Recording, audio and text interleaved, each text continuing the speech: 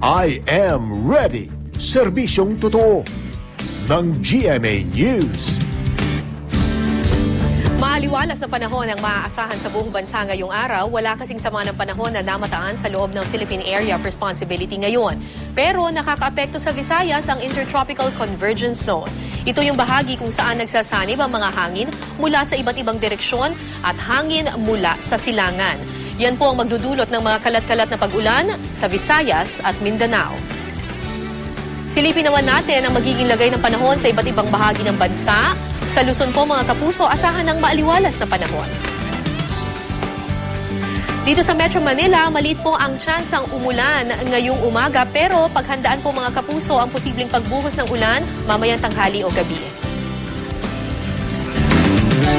Magiging maganda rin ang panahon sa malaking bahagi ng Visayas.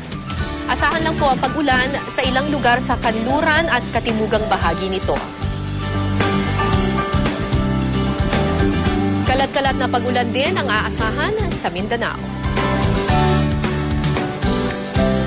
Sumikat ang araw kaninang 5:44 ng umaga at lulubog mamayang 6:04 ng gabi.